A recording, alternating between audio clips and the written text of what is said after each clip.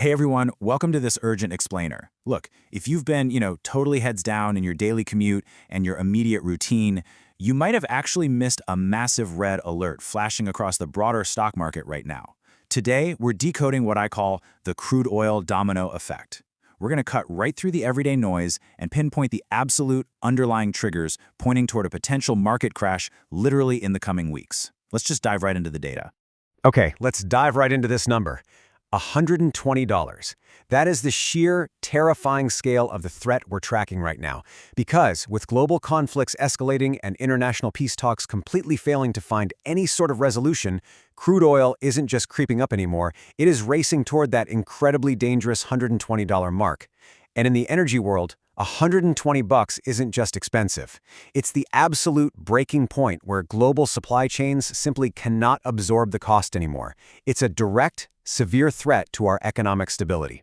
So here's the roadmap for how we're going to unpack all this today. We'll start off with the crude oil red alert, then we'll dive right into stagflation and the weak rupee. After that, we'll map out the supply chain dominoes, identify the sectors at the absolute highest risk, and finally, look at hedging against the crash. Basically, we're going to trace the literal domino path all the way from global oil prices right down to your household budget, and most importantly, show you exactly how to survive it.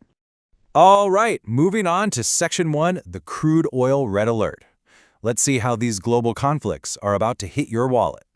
16%. Yeah, based on these underlying market shifts, analysts are seriously bracing for a potential 16% hike in petrol and diesel prices just on the horizon.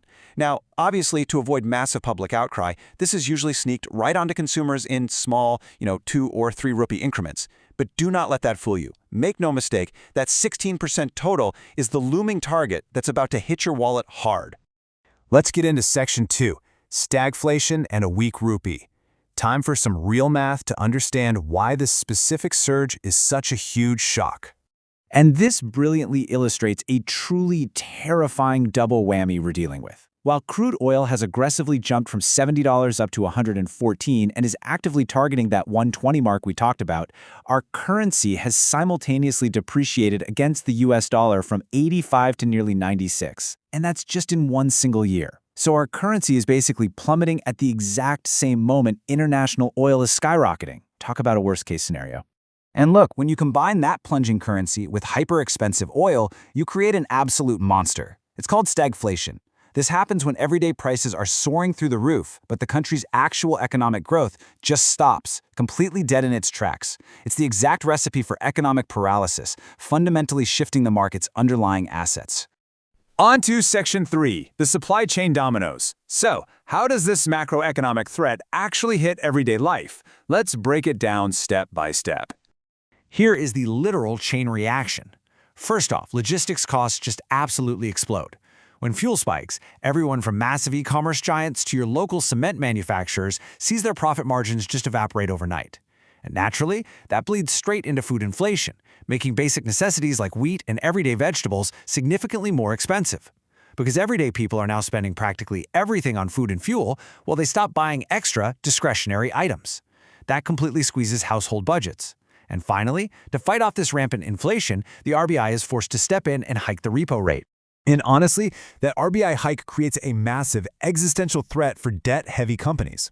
Because the RBI literally has to suck liquidity right out of the system with those higher repo rates, cheap credit just completely disappears. Gone. So highly leveraged businesses that were basically surviving on easy money are suddenly forced into a brutal, heartbreaking choice. Do they pay their massive, newly expensive interest rates, or do they keep their employees? That brings us to Section 4, sectors at the highest risk. Let's look at where the stock market is actively flashing danger signs right now. If you're holding stocks, you really need to pay attention here. We've identified 10 specific sectors at extreme risk right now. But the absolute most vulnerable? We're talking logistics, aviation, paints, and highly leveraged infrastructure. Why? Because these specific sectors are incredibly, almost hypersensitive to fuel costs. Since the broader market is actively pricing in that looming 16% fuel hike, these specific areas face a potential total crash in the coming weeks. Now, what's really interesting here is that institutional panic is already super visible. Foreign institutional investors, or FIIs, are currently pulling billions of rupees out of our market every single day. They see this negative pressure building up. This massive coordinated exit of capital is exactly why indices like the Nifty 50 have been closing in the negative. The big money is reading the underlying assets and they're already running for the exits. Finally, let's move to Section 5, hedging against the crash. Let's take a breath, stay calm, and look at some concrete strategies to actually protect your wealth. So the crucial point here is understanding the put option. Think of it as a pure insurance policy for your trades. It's a financial instrument that actually gains value if the market crashes. So if you've got a long position in the market, but you're deeply understandably worried about this $120 oil threat, a put option acts as your hedge. Simply put, if the market tanks, the put option caps your losses. When you're facing a major drop like this, you basically have two choices, right? Panic selling everything or strategically hedging with put options. And hedging is overwhelmingly the smarter move here. It absolutely protects your downside if oil does crash the market, but crucially, it keeps your upside completely open. Just in case global peace talks suddenly miraculously succeed and the market rallies, you stay totally protected without missing out on those potential gains. Remember, wealth is created by those who invest with patience and absolute conviction, not by those who act on late excitement or raw emotion. To actually survive market shocks like this, you must track global movements. You have to look past the flashing red candles on your screen and all that day-to-day noise and focus entirely on the hard global data to truly protect your portfolio. Which leaves us with a vital question to ask yourself today. Are you trading based on raw emotion or global data?